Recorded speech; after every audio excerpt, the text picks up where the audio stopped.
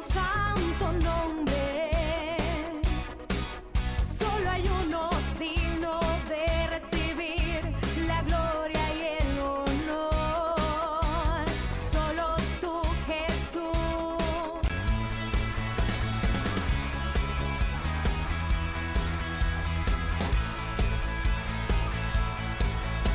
Bendice, alma mía, al Señor tu Dios, y bendice todo mi ser, su santo nombre. Solo hay uno digno de recibir la gloria y el honor. Solo tú, Jesús.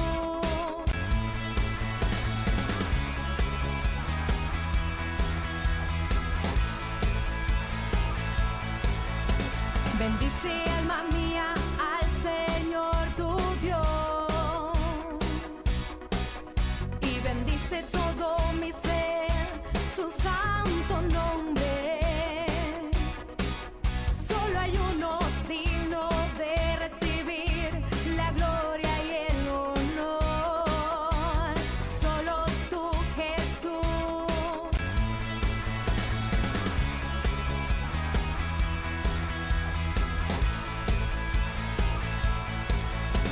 Bendice, alma mía, al Señor tu Dios, y bendice todo mi ser, su santo nombre. Solo hay uno digno de recibir la gloria y el honor. Solo tú, Jesús.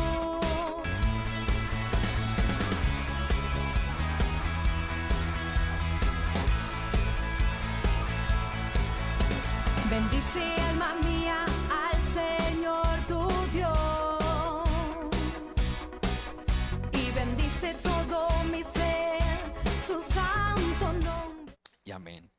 Quiero invitarles a que si tienen Biblia, por favor, lean conmigo la Biblia en la primera epístola de Pedro, en el capítulo 4, en el versículo 12. Estamos a punto de terminar esta epístola. Estamos a punto de darle fin a esta epístola. Capítulo 4, versículo 12, hasta el versículo 19. Hasta el versículo 19. Vamos a leerlo.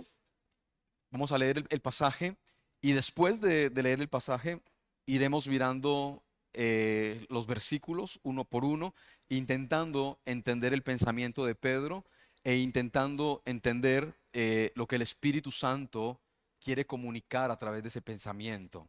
¿Mm? Capítulo 4, versículo 12. Amados, no os sorprendáis del fuego de prueba que os ha sobrevenido, como si alguna cosa extraña os aconteciese, sino gozaos por cuanto sois participantes de los padecimientos de Cristo, para que también en la revelación de su gloria os gocéis con alegría. Si sois vituperados por el nombre de Cristo, sois bienaventurados, porque el glorioso Espíritu de Dios reposa sobre vosotros. Ciertamente, de parte de ellos, Él es blasfemado, pero por vosotros es glorificado. Así que ninguno de vosotros padezca como homicida, o ladrón, o malhechor, o por entremeterse en lo ajeno. Pero si alguno padece como cristiano, no se avergüence, sino que glorifique, sino glorifique a Dios por ello. Porque es tiempo de que el juicio comience por la casa de Dios. Y si primero comienza por nosotros, ¿cuál será el fin de aquellos que no obedecen al evangelio de Dios? Y si el justo con dificultad se salva, ¿en dónde aparecerá el impío y el pecador? De modo que los que padecen según la voluntad de Dios encomienden sus almas al fiel Creador y hagan el bien.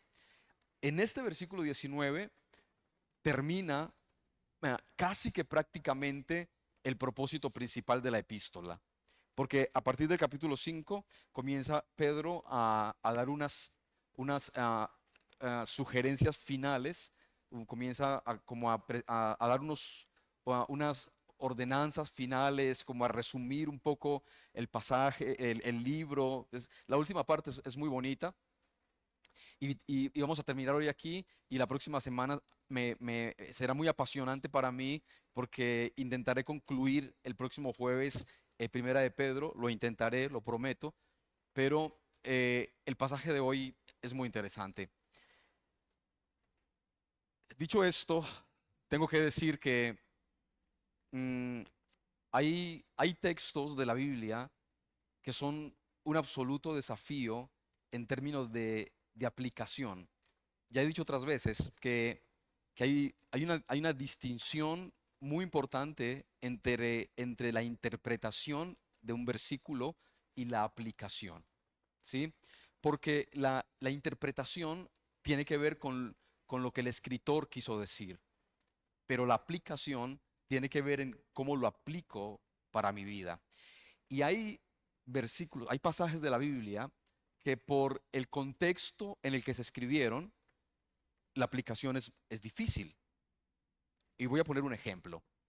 Cuando Pedro está escribiendo a estos hermanos a los que escribe su epístola, Pedro, lo que está en la mente de Pedro es escribir a hermanos que están sufriendo persecución severa. Es decir, es un contexto de máxima persecución a los creyentes. Literalmente, los creyentes estaban siendo cazados como animales y llevados a sacrificios humanos brutales, encarcelados, azotados, perseguidos, asesinados en las calles. Es decir, cuando Pedro escribe esta epístola, el sentimiento profundo que hay en el corazón de Pedro es el sentimiento de entender una persecución grave que está sufriendo la iglesia y cómo ayudar a la iglesia a enfrentar como creyentes esa situación. ¿Sí? Entonces, cuando leemos la primera epístola de Pedro, ustedes van a ver que particularmente a partir del capítulo 3 en adelante, hasta este punto que hemos leído, Pedro repite constantemente la palabra padecimientos y sufrimiento. Pedro la repite constantemente. Es una constante en esta última parte, el padecimiento y el sufrimiento. Y entonces, cuando pensamos en el padecimiento y en el sufrimiento, y entendemos el tipo de padecimiento y el tipo de sufrimiento que estaba viviendo esta iglesia, a veces esos versículos es difícil aplicarlos a nuestras vidas. ¿Por qué? Es difícil porque en nuestro contexto ninguno de nosotros vive y sufre ese padecimiento que estaba sufriendo esa iglesia. ¿Sí? Entonces, al momento de aplicar lo que dice el texto a nuestras vidas, cuesta. Entonces, el desafío no está en entender el nivel de padecimiento de los creyentes, porque desde ningún punto de vista nosotros podríamos comparar los problemas que enfrentaba esta iglesia a la que Pedro le escribe con los problemas que enfrentamos nosotros hoy en día. Nosotros aquí, los que estamos aquí sentados. Porque sí que es verdad que hay creyentes en algunas partes del mundo que están sufriendo padecimientos parecidos a la iglesia, esta iglesia a la que Pedro escribe. Sí que es verdad. Y que hablar de un pasaje como este en una iglesia, por ejemplo, en Nigeria, en una iglesia, por ejemplo, en Afganistán, en una iglesia, por ejemplo, en Corea del Norte, ellos se sentirían inmediatamente muy identificados con lo que Pedro dice y al mismo tiempo para ellos sería muy fácil tomar cada una de esas palabras y aplicarlas casi que con literalidad a sus vidas. Pero en nuestro caso no, porque nuestros sufrimientos, con todo el respeto, no se parece en nada al sufrimiento de ellos y menos a la causa de su sufrimiento. Porque si somos honestos, nuestros sufrimientos, los sufrimientos que nosotros vivimos, la mayoría de ellos no son por causa de Cristo. ¿Sí? Sufrimos por otras cosas. Sufrimos por decisiones nuestras, sufrimos por una crisis política en el país, sufrimos por una enfermedad física, sufrimos porque no tenemos recursos para ciertas cosas, sufrimos por conflictos emocionales, sentimentales, pero nuestros sufrimientos, si somos honestos, ninguno de los que estamos aquí sufrimos por causa de Cristo, ¿sí? Por lo menos hasta ahora. Es decir, podríamos llegar a decir que ninguno de nosotros, el trabajo está en juego o podrían despedirte del trabajo porque eres cristiano. No. Tampoco podríamos decir que de repente Jaylee o Andrés o Mati o cualquiera va caminando por la calle y que de repente le pueden meter preso porque lleva la Biblia en la mano. Nuestros sufrimientos no son por causa de Cristo, ¿sí? Entonces el desafío está en cómo aplicar ese conocimiento que entendemos de un texto como eso a un sufrimiento que tenemos nosotros, que no es ni como el de ellos, ni por la causa del sufrimiento de ellos. Ese es el desafío, ¿no? Porque los creyentes pasan por versículos como estos y se quedan muchas cosas en el aire, porque, porque el creyente se pregunta, bueno, yo sí estoy padeciendo, si tengo sufrimientos, sí que tengo problemas, pero mis problemas no son como los problemas que está describiendo el apóstol Pedro de esta iglesia. Entonces, lo que vamos a intentar hacer cuando estudiamos un texto en este contexto y pasarlo a un contexto como el nuestro, una realidad de esas a una realidad como la nuestra, lo importante en términos interpretativos y en términos de aplicación, lo importante es encontrar el principio que está en el texto. Y cuando encontramos el principio sí que es aplicativo a cualquier situación de la vida, ¿sí? Eso es lo importante. Entonces, dentro de la interpretación, buscamos el principio.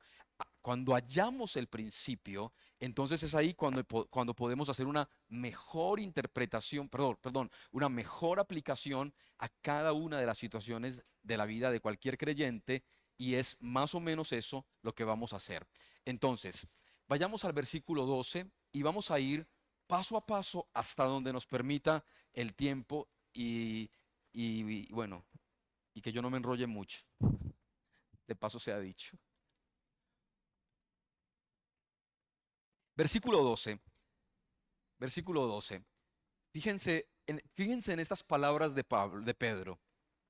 Estas palabras para mí son, son muy fuertes. Son como...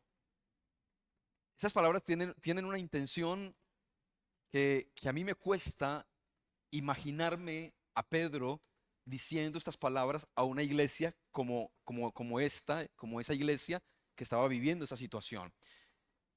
Es como si de antemano estos creyentes tuviesen que saber que lo que estaban viviendo era una cosa que ellos sabían que iba a pasar, ¿no? Vean conmigo el texto. El texto dice, amados, no os que no os sorprendáis del fuego de prueba que os ha sobrevenido, como si alguna cosa extraña os que. A mí sí me parece muy extraño. Es decir, a mí sí me parece extraño que me tengan que meter a una cárcel solamente por lo que creo. O sea, humanamente hablando y poniéndole un poquito de sentido común, poniendo un poquito de sentido común, o sea, no es normal. ¿A quién se le podría ocurrir que puedan matarte o meterte preso o llevarse a rastras a tus hijos por lo que tú crees?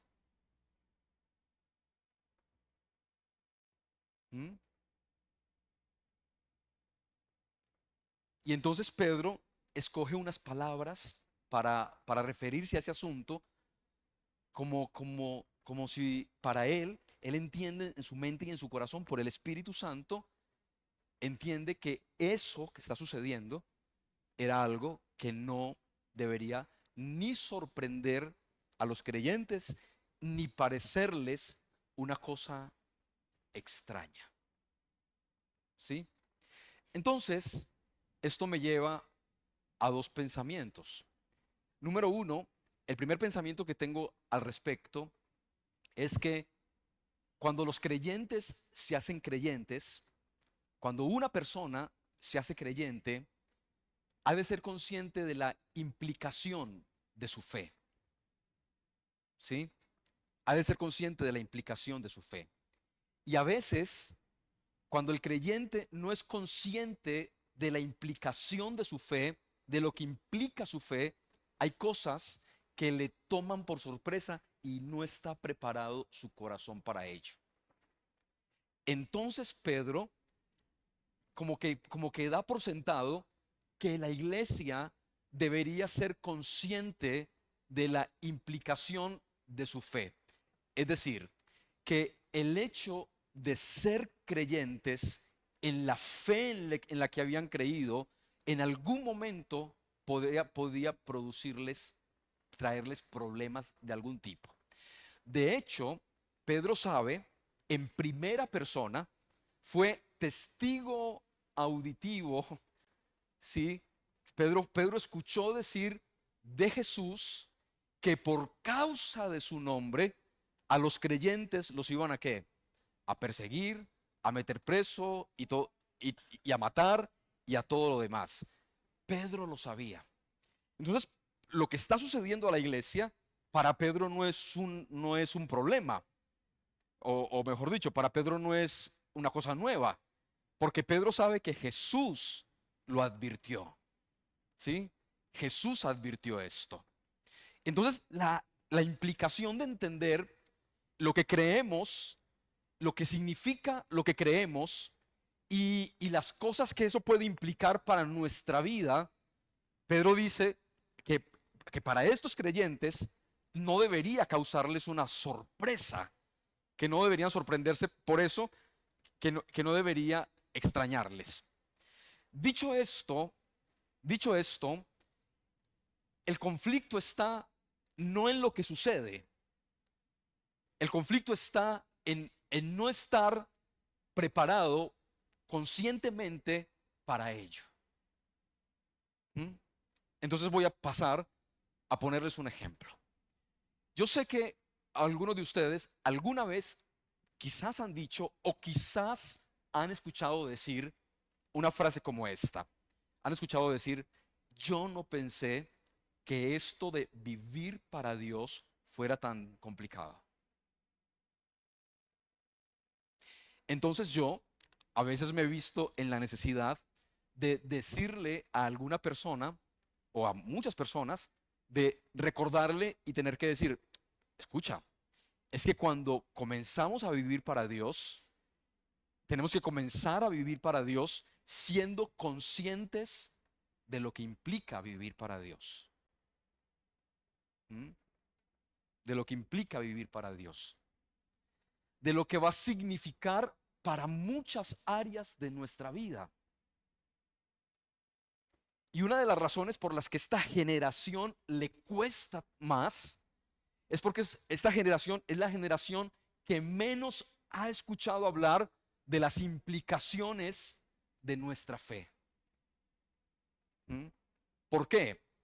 Porque, porque, porque se ha tomado el cristianismo, se ha tomado la fe cristiana como simplemente un cambio de religión, un cambio de sede, paso de ser miembro de un lugar y me convierto a miembro de otro lugar porque me llama más la atención, porque me gustan más ciertas cosas. Pero no hay una conciencia profunda de lo que implica ser creyentes y de lo que el dolor de eso que a veces puede llegar a causar en el corazón de las personas. ¿Sí? Y ahora lo vamos a ver por qué. Ahora vamos a ver en un momento por qué.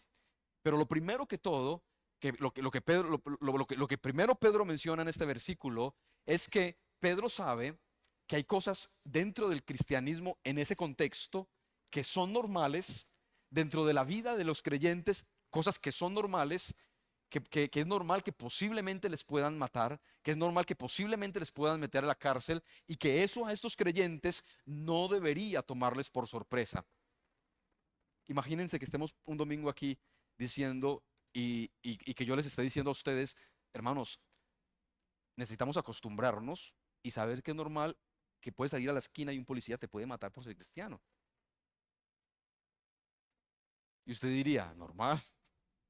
¿Cómo puede ser eso normal?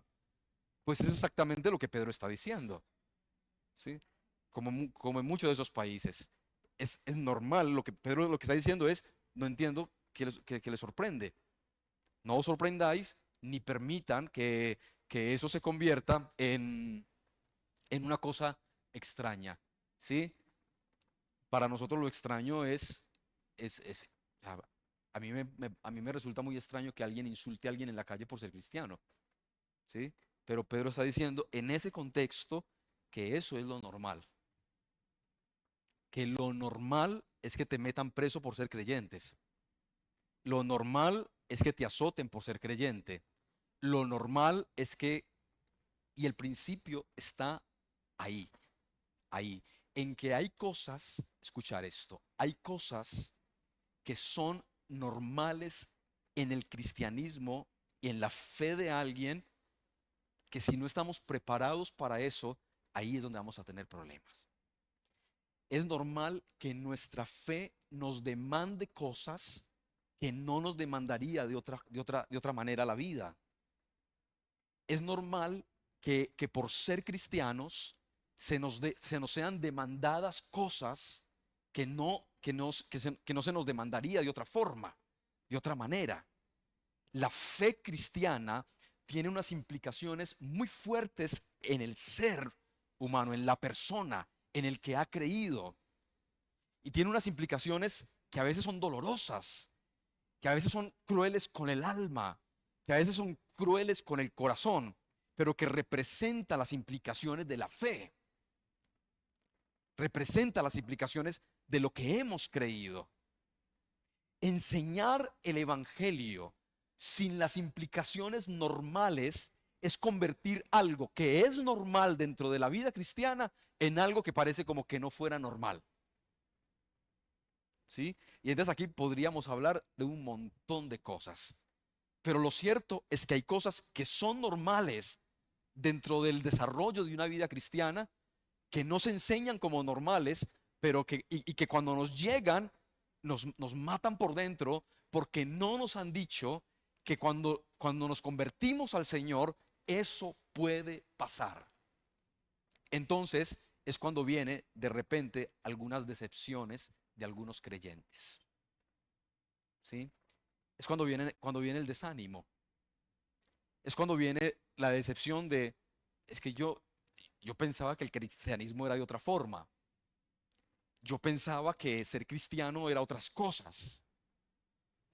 Yo había visto por YouTube que ser cristiano, a mí me habían dicho, no, cuando se enseña el Evangelio, hay que transmitir el Evangelio con esas implicaciones que trae de antemano para que no se convierta en una sorpresa y para que no extrañe en la mente de alguien cuando le esté pasando.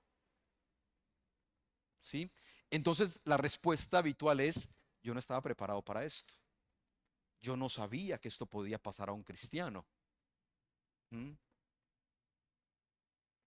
Entonces, en el versículo, en el versículo siguiente, en el versículo siguiente, Pedro amplía el problema aún más, porque además de que no debe representar algo que nos extrañe o nos sorprenda, Pedro dice que debe ser algo que se convierta en un qué, en un gozo, ¿sí? O sea, algo absolutamente antinatural, algo absolutamente antinatural, porque para ese contexto, Pedro lo que está diciendo es lo siguiente, escuchar esto.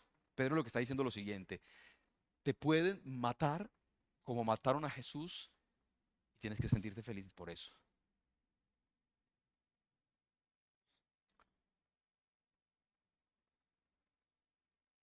¿Mm? Es literal lo que Pedro está diciendo. Pedro está diciendo, no te sorprendas, no te extrañes si te matan como han matado a Jesús y siéntete gozoso por eso. Eso es fe y cristianismo de alto nivel, de alto nivel. Y no tiene nada que ver, no tiene nada que ver con la fragilidad del cristianismo de muchos cristianos de nuestra generación. Porque estos creyentes de esta iglesia a la que Pedro habla cambiaban su vida por causa del Evangelio, daban su vida por causa del Evangelio y además de que daban su vida por causa del Evangelio, la daban con gozo. Hay testimonios de muchos creyentes del siglo XVII, del siglo XVIII y sobre todo de la época de la Santa Inquisición. Hay testimonios de creyentes que murieron en la hoguera cantando. Juan Hus, por ejemplo, ¿les suena? Juan Hus, Juan Hus cantaba mientras, mientras, mientras, mientras moría en la hoguera. Y como él, muchos otros.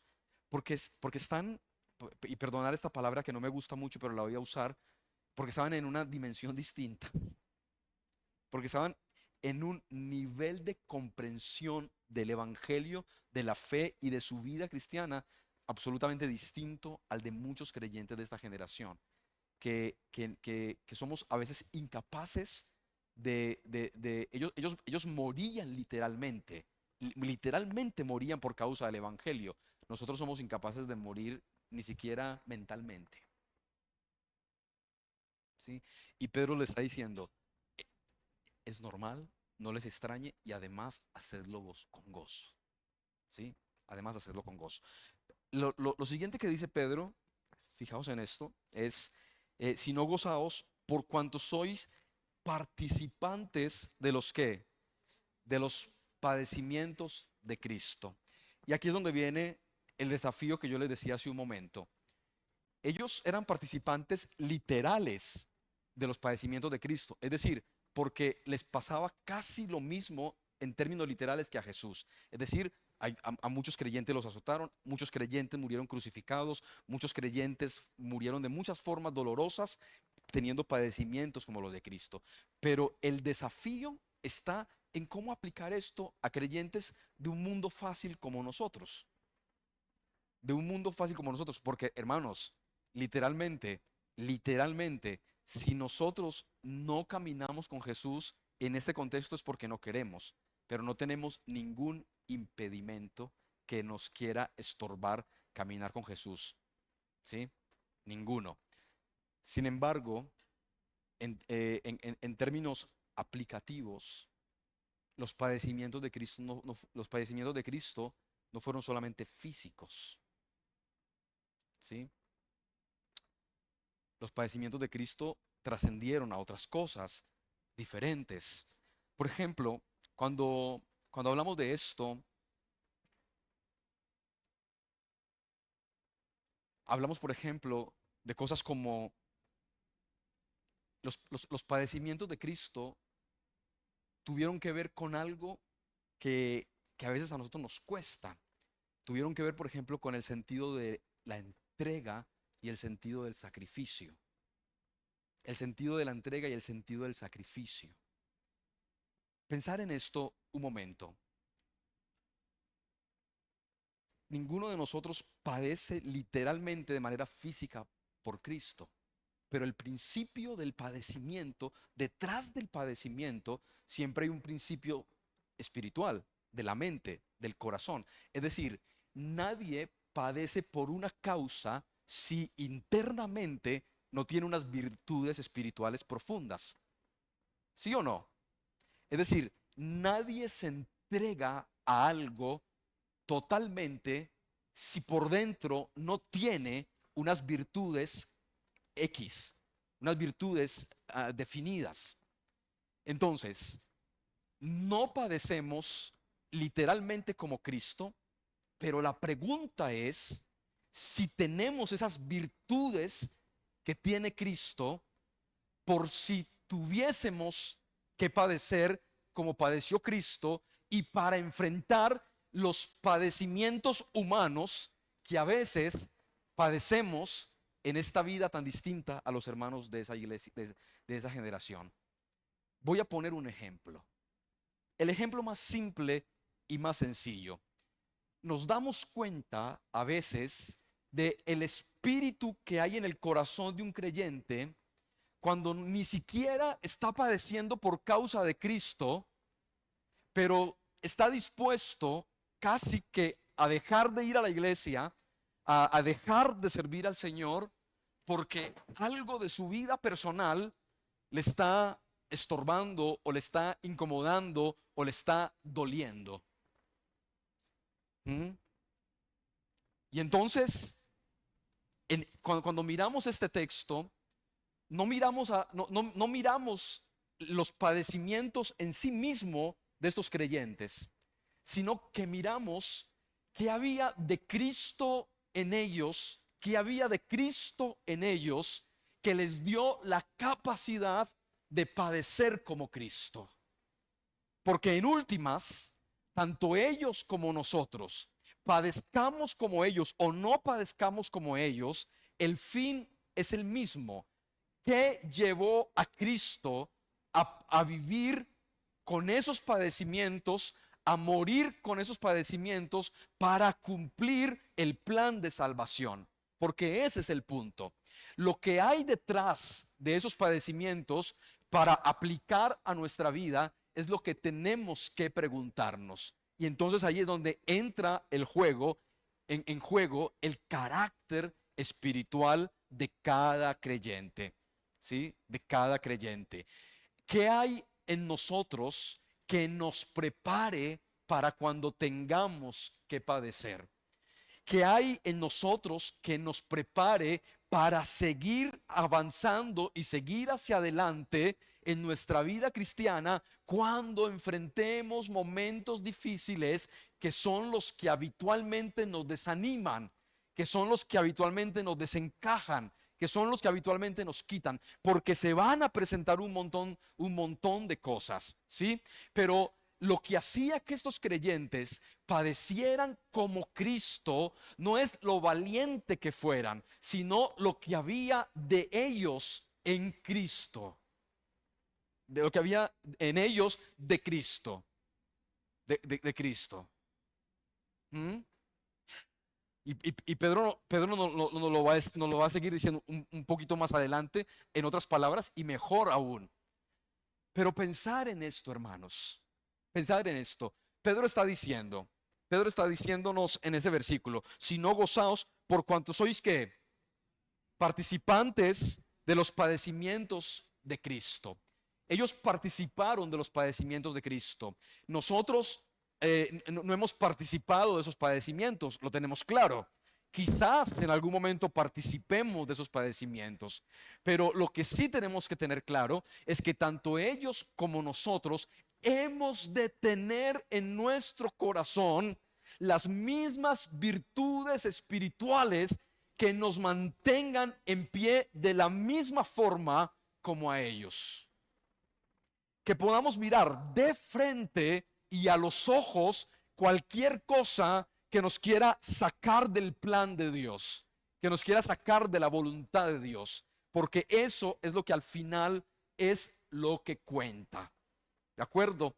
Porque algún día, según como termina el texto, podremos mirar a la cara en ese día glorioso al Señor y decirle: Señor, no nos rendimos, no fuimos crucificados como la iglesia del primer siglo, pero sufrimos nuestras propias luchas humanas, enfrentamos todo lo que el mundo de nuestra generación puso delante de nosotros, lo enfrentamos con valentía, con carácter de Cristo, y aquí estamos en la gloria con Él. Porque al final es eso. Al final es eso. Entonces, imagínense, hermanos, no necesitamos ese carácter para enfrentar los padecimientos que estos hermanos enfrentaron, pero sí necesitamos ese carácter para enfrentar las propias batallas que los conflictos de nuestra generación nos plantean. las propias batallas que nuestra propia carne nos plantea. Porque nuestra propia carne nos va a plantear las propias batallas, nuestros propios padecimientos, nuestras propias luchas. Y entonces, en el versículo 14,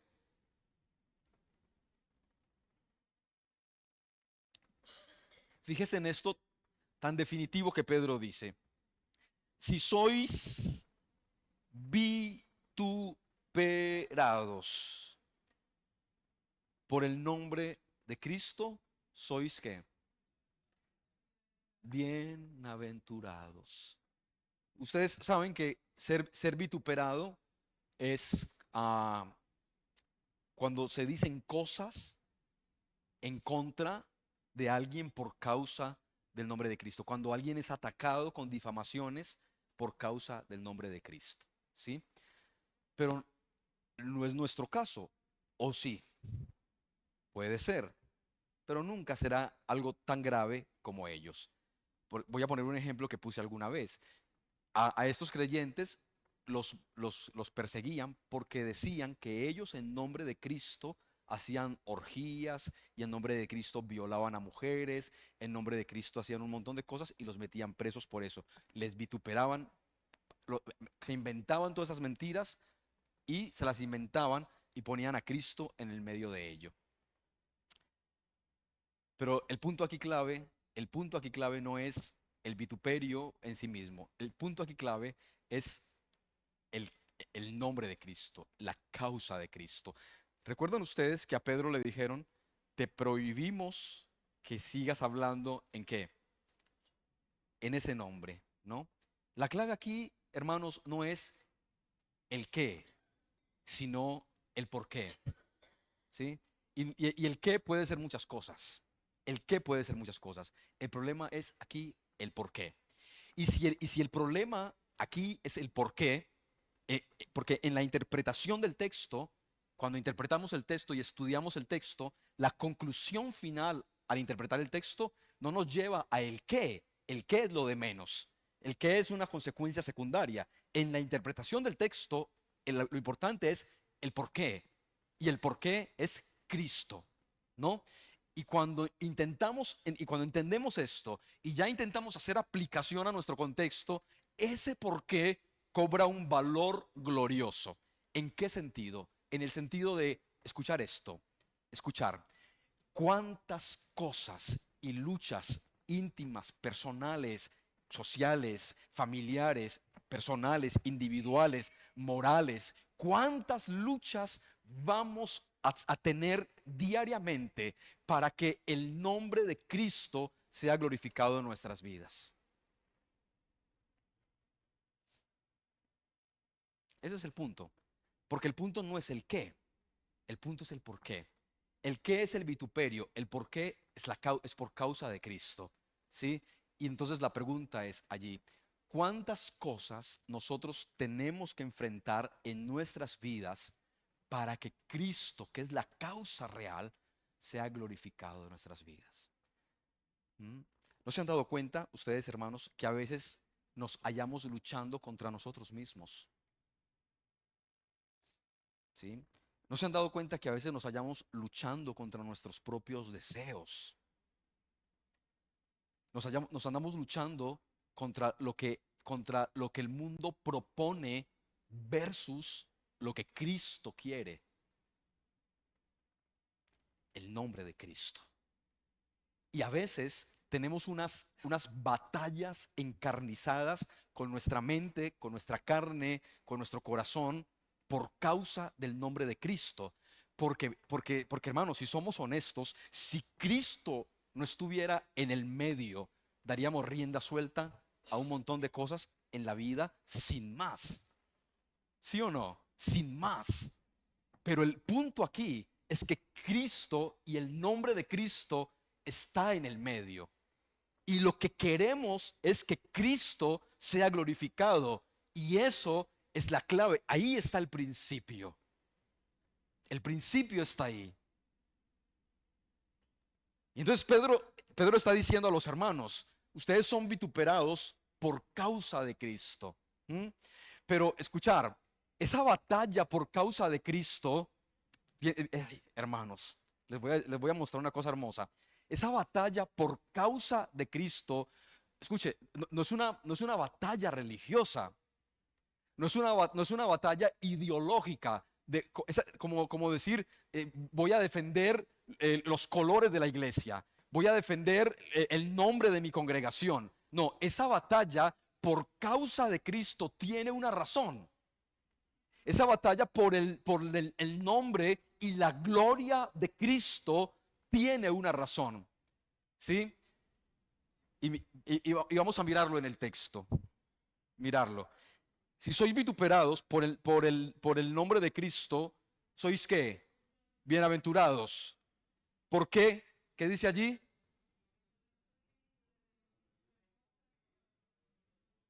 Uy, hermanos. Escuchar esto. Esa batalla, porque Cristo sea glorificado en nosotros, en el creyente nacido de nuevo, no es una batalla ideológica. No es una batalla que nace de querer defender una institución. Nace de un hecho, y el hecho es que queremos que Cristo sea glorificado y batallamos con ese hecho por una razón, por el Espíritu Santo que está sobre nosotros. ¿Mm? Entonces usted encuentra a una persona batallando por el nombre de Cristo contra sí mismo, contra sus propios deseos, contra el mundo que le rodea, contra su pasado, contra su presente, batallando con muchas cosas, batallando con infinidad de cosas, luchando con infinidad de cosas para que Cristo sea glorificado en su vida. Y uno se pregunta, ¿por qué? Y Pedro dice, ustedes puede que no entiendan por qué están preparados o dispuestos para entregar sus propias vidas. Y la razón es porque el Espíritu Santo, el glorioso Espíritu Santo, está sobre vosotros. Esta es la diferencia, lo voy a decir, va a quedar grabado. Ojalá que no me escuche un hermano musulmán. Esta es la diferencia entre defender argumentativamente una idea y simplemente hacerlo por lo que hay en nosotros. No defendemos una idea. El creyente no defiende una idea. El creyente defiende por lo que hay en él. Batalla por lo que hay en él.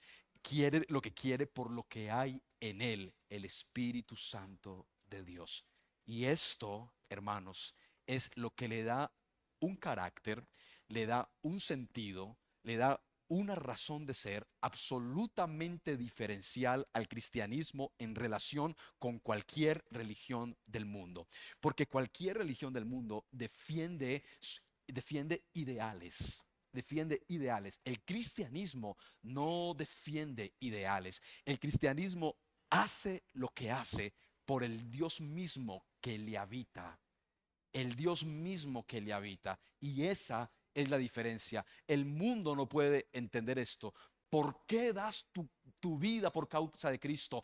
No, doy mi vida por causa de Cristo, porque la iglesia es esto, porque la iglesia aquello. No, no, no, no. Ni siquiera podemos explicarlo, porque hay algo que nos mueve, nos constriñe, nos impulsa, nos mueve, nos revuelca, y está en nosotros, ¿sí? Está en nosotros, reposa en nosotros, dice Pedro. ¿Mm? La palabra reposar significa que habita ahí en nuestras vidas, habita en nosotros. Esa es la diferencia. Amén. El mundo no puede entender esto y no puede entenderlo porque esa es la diferencia entre defender una ideología y vivir la vida cristiana. ¿Sí? Quien defiende una vida cristiana, quien defiende una ideología solo tiene argumentos. El creyente que está dispuesto a dar su vida por el nombre de Cristo, a veces ni siquiera tiene argumentos, pero tiene algo por dentro que es lo que le mueve. ¿Mm? Pero ¿por qué? escuchar esto, pero, pero ¿por qué estás dispuesto o dispuesta a hacer esto, aquello, lo otro, que al mundo no le parece ni medio normal que lo hagas?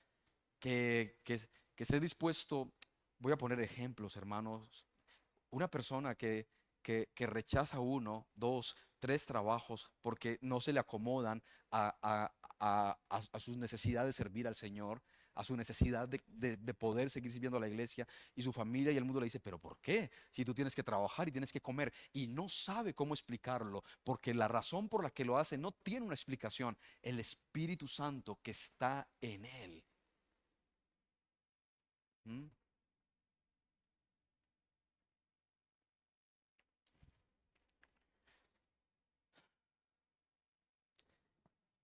Versículo 15.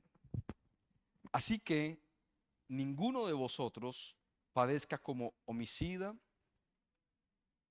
o ladrón, o malhechor, o por entremeterse en lo ajeno.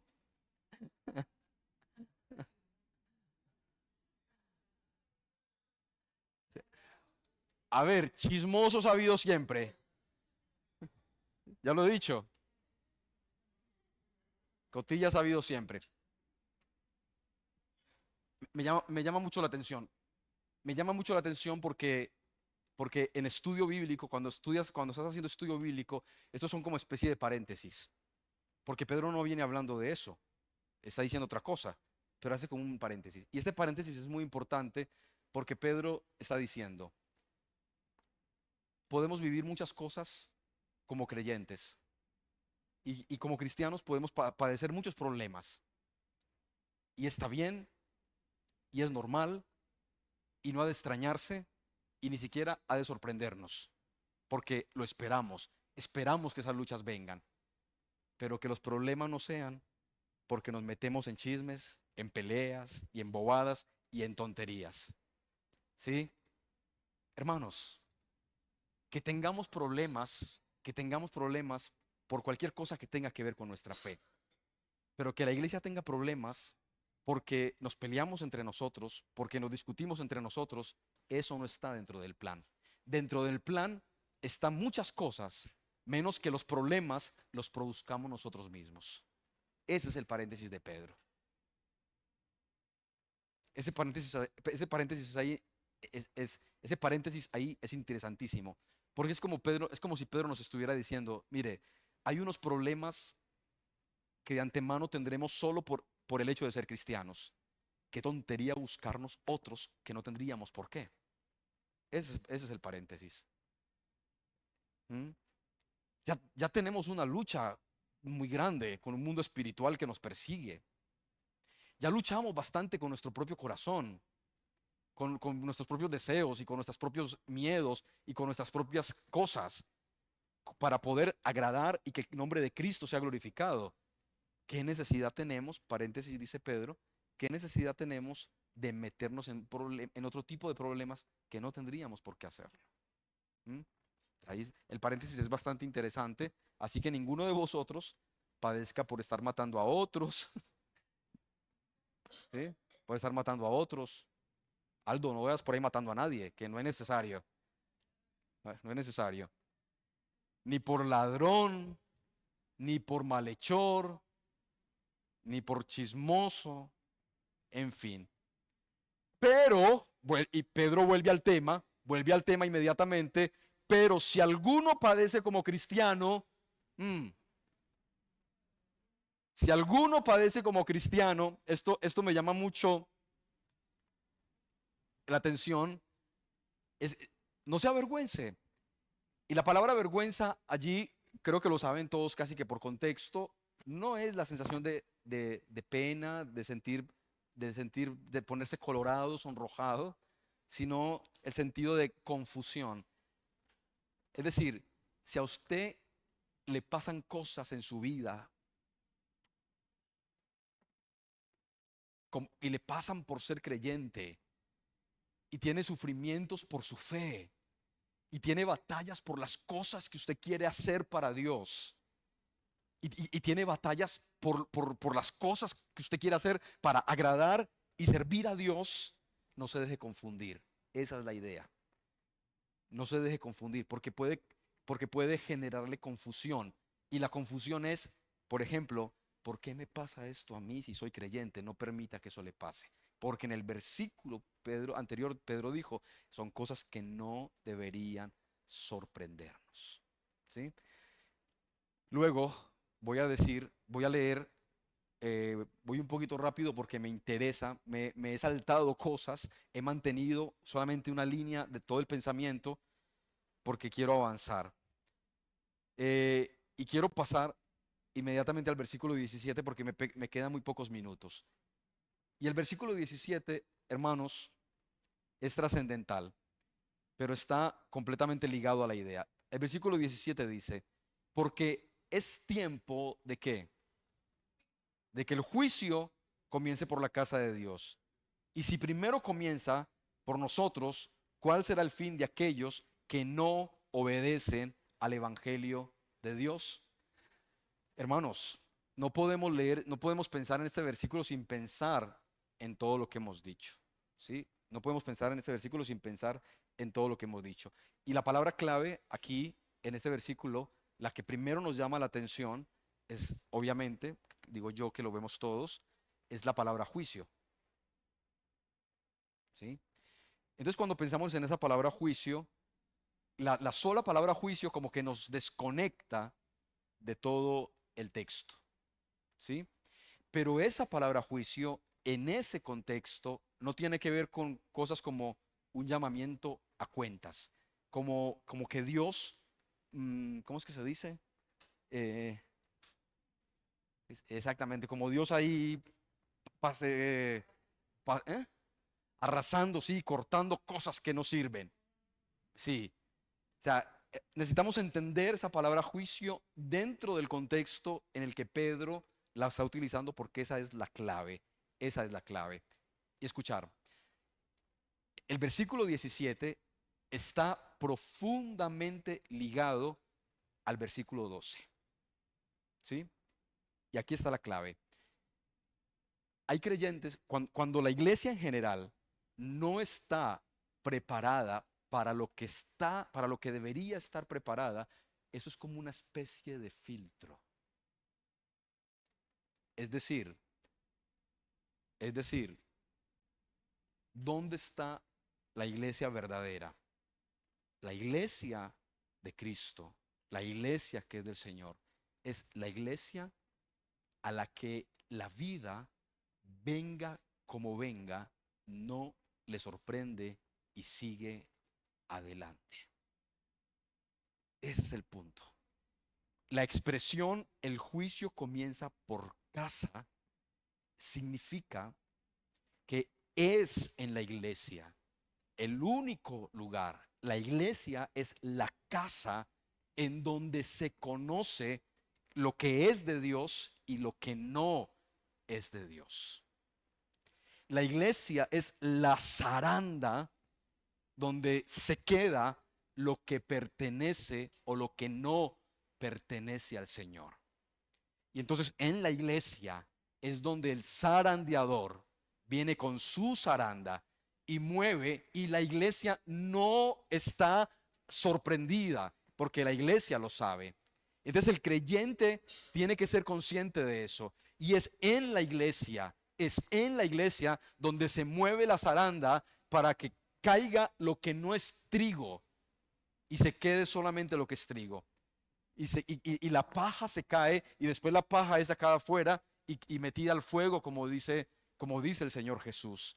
Pero es en la iglesia donde el creyente, es en la iglesia donde se sabe el creyente que es y que no es.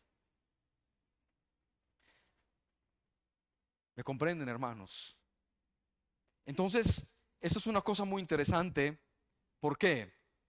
Porque si pensamos en todo lo que Pedro viene diciendo, si pensamos en la integridad del texto, si pensamos en la integridad del texto, entonces decimos, hermanos, hay creyentes, hay personas que nunca estarán preparadas, que no entienden, que su mente y su corazón no está lista para cuando la iglesia es que zarandeada, movida. ¿Mm? ¿Sí? Entonces, es allí cuando Dios determina y Dios dice, voy a mover la iglesia, voy a sacudir la iglesia y voy a extrapolar esto un poco, hermanos. Hay un momento, habrá un momento, hermanos, en el que quiero ser honesto con esto. Nosotros, esta generación, no es una generación ahora mismo en el que la iglesia de Occidente, la iglesia donde estamos nosotros, de esa parte del mundo, no es una iglesia que esté siendo zarandeada por una persecución humana o física, pero sí que es una iglesia que está siendo zarandeada y está siendo probada por el mundo que vive en un sistema tal y como es. Y entonces este sistema nos está mostrando una generación de creyentes de papel, una generación de creyentes de cristal que no aguantan media y que cuando Dios pasa en medio para ser probados como el fuego, más una cantidad muy importante, no van a estar ahí. No están, no valen. ¿Mm? Porque su fe no es una fe consistente. Porque tal como dijimos al principio, su fe no está definida por lo que debería definirse desde el principio. Es una fe emocional, es una fe pasional, es una fe egoísta, es una fe que depende de muchos factores menos de la verdad del Evangelio. Entonces, cuando el juicio pasa por casa, ya no quedan, no permanece. ¿Mm? Termino diciendo simplemente leyendo, porque es tiempo de que el juicio comience por la casa de Dios. Y si primero comienza por nosotros, imagínense, ¿cuál será el fin de los que no obedecen al Evangelio de Dios? Si los cimientos de la iglesia se mueven de esa forma y cae todo lo que cae, imagínense el mundo que no obedece al Evangelio de Dios. Y Pedro toma una referencia de Proverbios 11:31, que recuerden que decíamos al principio de este estudio que Pedro es bastante antiguo testamentario, es decir, Pedro toma bastante referencias del Antiguo Testamento, muchas, dijimos que casi que 19 referencias Pedro tiene en esta epístola del Antiguo Testamento, y Pedro toma una en la que dice, si el justo con dificultad se salva, y Pedro está diciendo, imagínense, si al creyente le cuesta, si es difícil para el creyente, pues ¿qué diremos del resto del mundo? ¿No? Completamente separados de Dios. De modo que los que padecen según la voluntad de Dios, encomienden sus almas al fiel Creador y hagan el bien. Siendo honestos, tendríamos muchas cosas que decir de estos últimos dos versículos. Muchas cosas tendríamos que decir. Sin embargo, pues dejamos ahí y, y creo que algo, creo que algo interesante eh, hemos dicho, ¿verdad? Algo interesante hemos dicho. Así que vamos a orar para terminar. Y quiero pedirle el favor a Eva, si quiere orar para dar gracias al Señor por esta enseñanza.